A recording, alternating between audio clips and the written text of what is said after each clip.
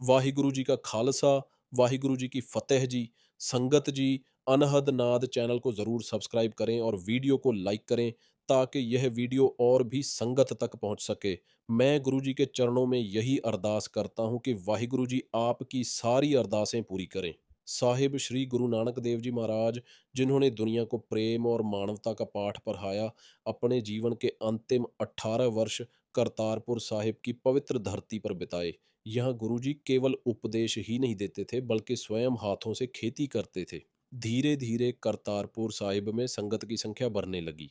हजारों लोग गुरु चरणों में आकर बस गए। लेकिन गुरु साहिब जानते थे कि भिद्द में भिद्द और भक्त के बीच बद्दा अंतर होता है। वे देखना चाहते थे कि किसके भीतर गुरु के प्रति अटूट प्रेम है और कौन केवल सुख की तलाश में आया है। एक सुबह सब कुछ बदल गया। जो गुरु साहिब हमेशा शांति और करुणा की प्रतिमूर्ति थे, उन्होंने आज एक भयानक रूप धारण कर लिया। उन्होंने हाथ में एक मोटा सोटा पकड़ी डेढ़ लिया और आने वाली संगत को डराने लगे। गुरु साहिब ने एक शिकारी का वेश धारण कर लिया। वे कभी कुत्तों के पीछे भागते, कभी उन्हें मारते, तो कभी पास आने वालों पर पत्थर फेंकते। संगत हैरान रह गई। लोग आपस में खुसर पुसर करने लगे। क्या महाराज का मानसिक संतुलन बिगड़ गया है? ये कैसा व्यवहार है? सैकड़ों लोग, जिनका विश्वास केवल बाहरी शांति पर टिका था, गुरु जी को बदला हुआ देखकर वहां से चले गए। परीक्षा यहीं समाप्त नहीं हुई। महाराज ने लंगर की व्यवस्था बदल दी। पहले जहां 24 घंटे लंगर चलता था, वहां अब 8 पहर बाद भोजन मिलने लगा। फिर यह अंतराल 3 दिन और फिर 10 दिन तक बढ़ गया। इतिहासकार बताते हैं कि जो लोग केवल मुफ्त के भोजन के लोभ में आए थे, भूख ने उनके विश्वास को झकझोर दिया। वे चुपचाप अपने घरों को लौटने लगे। तभी गुरुजी ने एक ऐसा आदेश दिया जिसने सबको हिलाकर रख दिया।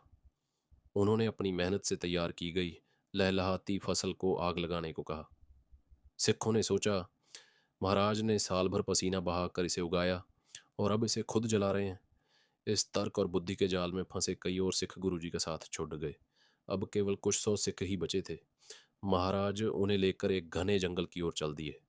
चलते चलते महाराज ने अचानक अपने पीछे चांदी की मोहरें फेंकनी शुरू कर दी। आधी संगत रुक गई। वे सोचने लगे, गुरुजी तो बदल गए हैं, पता नहीं आगे क्या होगा।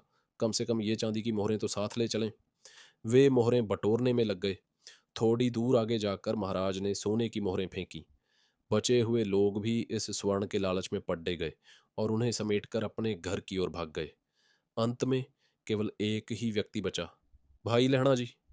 गुरु साहिब रुके, पीछे मुद्दे और कठोर स्वर में पूछा, भाई, क्या तुम्हें सोना चांदी नहीं चाहिए? तुम क्यों खड्डे हो? अपने घर क्यों नहीं जाते? भाई लहणा जी की आंखों में आंसू थे।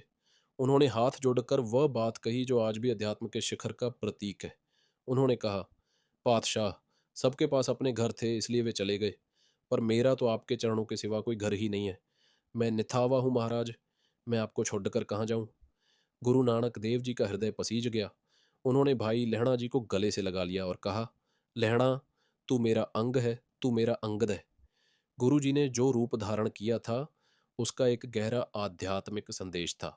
कुत्ता, यह प्रतीक था मनुष्य के लोभ का। धानक रूप, यह अहंकार को तोड़ने की परीक्षा थी। गुरु जी ने सिखाया कि जो व्यक्ति लोभ, मोह और तर्क से ऊपर उठकर गुरु के वचनों पर पूर्ण विश्वास करता है, वही गुरु गद्दी का असली हकदार है। सन 1539 में गुरु नानक देव जी ने अपने पुत्रों के स्थान पर भाई लौणा जी की सेवा और समर्पण को देखकर उन्हें अपना उत्तराधिकारी नियुक्त किया। उन्होंने स्पष्ट किया कि गुरु शरीर नहीं बल्कि एक ज्योत, प्रकाश है। गुरु नानक देव जी की शिक्षाएं, कृत करो, नाम जपो, वंड छको, आज भी हमें एक ईमानदार और सेवाभावी जीवन जीने की प्रेरणा देती है। अगर आपको गुरु साहिब के जीवन का यह प्रसंग पसंद आया हो